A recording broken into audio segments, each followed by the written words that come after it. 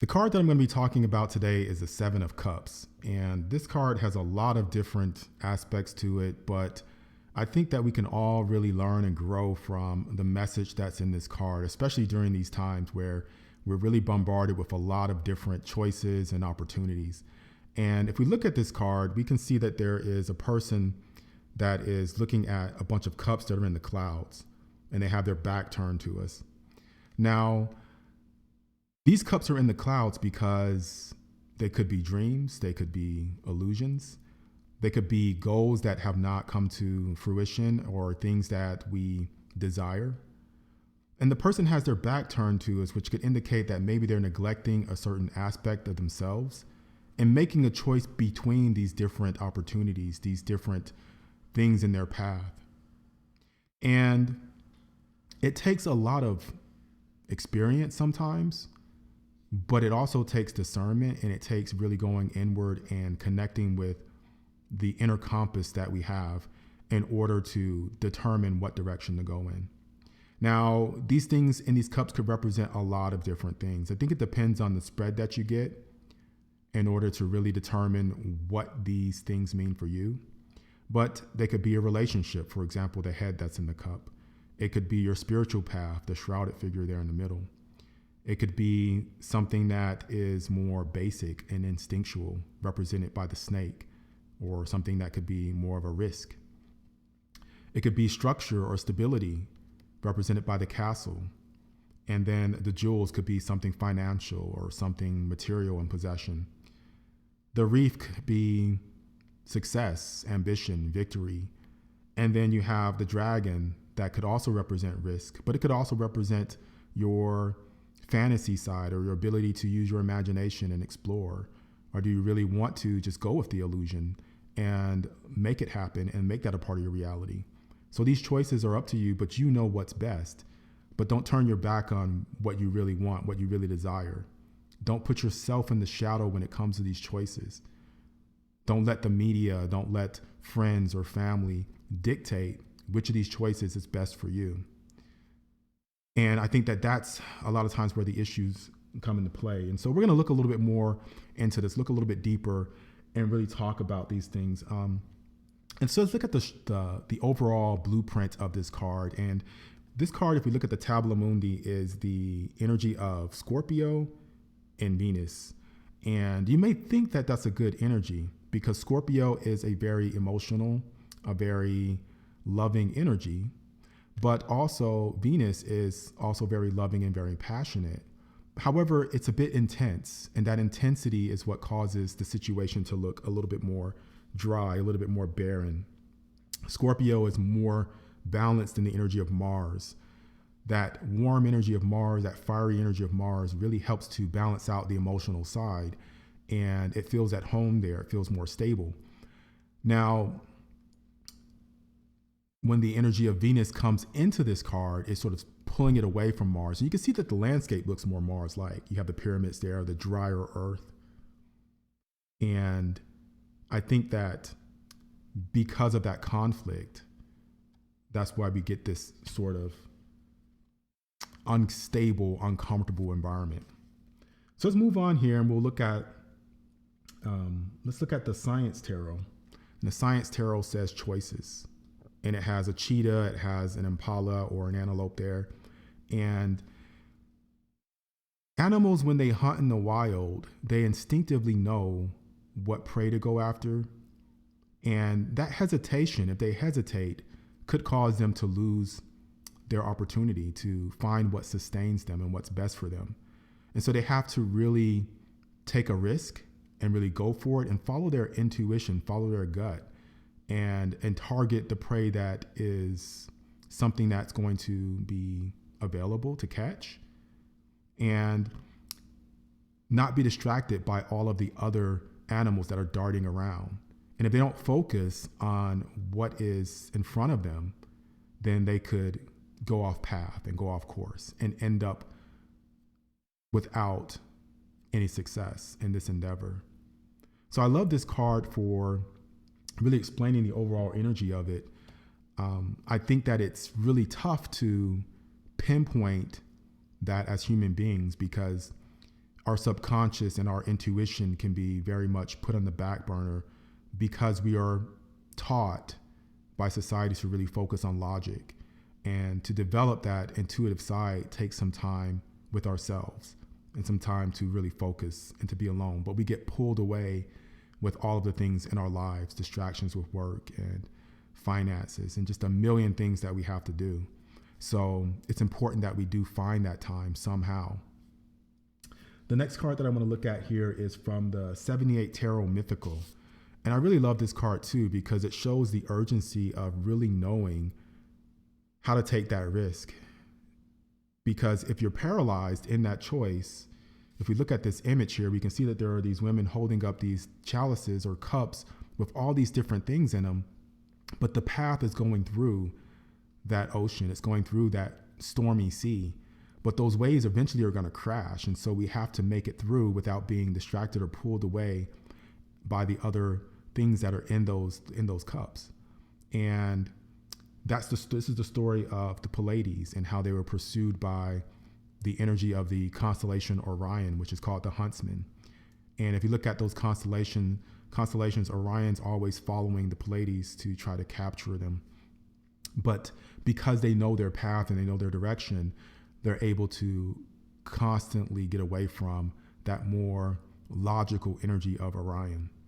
And that's a deeper story that I won't really get into, but they're pictured on this card in a very beautiful way to represent our ability to really discern what is best and to really go for that in an efficient way and in a way that doesn't leave us overthinking or stuck. So the next card that I'm going to look at is from the Tarot of Physics. And it really speaks to our discernment. The Tarot of Physics, it has the cathode ray on there. And the cathode ray is one of the things that we use to determine the composition of atoms, the composition of what makes us up, and how there are negative charges within an atom. And so basically particles are shot through this device, and this device has two plates, a positive and a negative plate.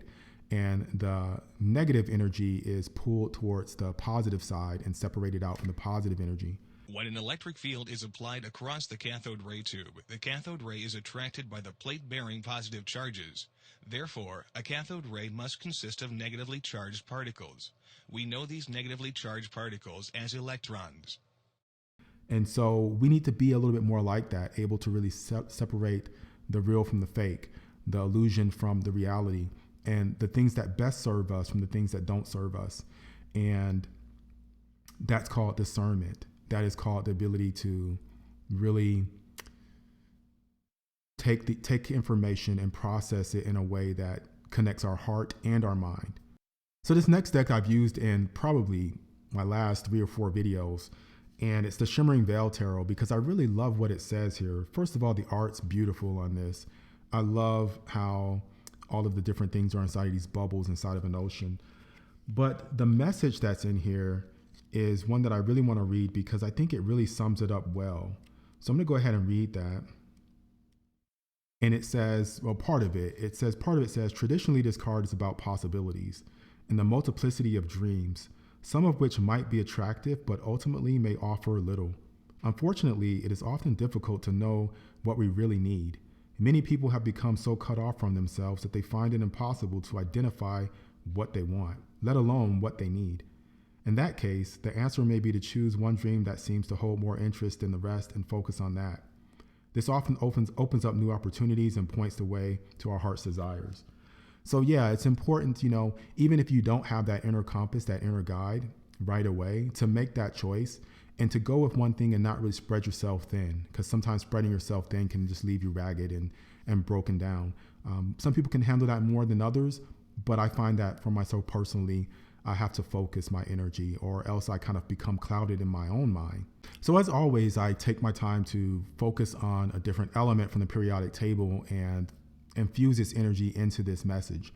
And the element that I'm focusing on today is iridium. And iridium is the most corrosive resistant element known to mankind. It resists all kinds of toxins and all kinds of heat and things that come at it. And it remains pure. It keeps its integrity. And I think that that's a very powerful message for us when we are bombarded with the things from the outside world. It takes a bit of toughness, and that toughness comes from really knowing what you want. And on the flip side of this, when iridium is crushed and put into powder form, it's very toxic. It is very much reactive. It's very much explosive in its energy. And I think that when we're spread thin, just like I mentioned earlier, we could become a bit more reactive, a bit more explosive in our nature and irritable in a sense because we're spread so thin. And, you know, it takes a lot of work to get to the point where we can resist a lot of things, but it's definitely possible. So iridium is named after the messenger god Iris, and this god is represented by the rainbow because it would bring these messages from the ocean, from this emotional bank of energy, and give it to mankind and send that message back and forth between the gods and mankind and serve as a guide. And I think that we inherently have that inner compass. And iridium is used in compasses. It's used in the bearings of compasses because it's so pure and it maintains that purity. So the compass will always have that ability to guide us in the right direction, and it won't lose its efficiency. It won't lose its ability to point in the direction that we want to go. And I think that when we really hold true to what's in our heart, that will lead us in the right direction. Because emotions are tricky. And if we're emotional in certain ways, it can actually cloud our judgment. But because we're emotional and by the allure of what's around us, the allure of the outside world, then we lose track of what we have internally, the lessons that we've learned internally.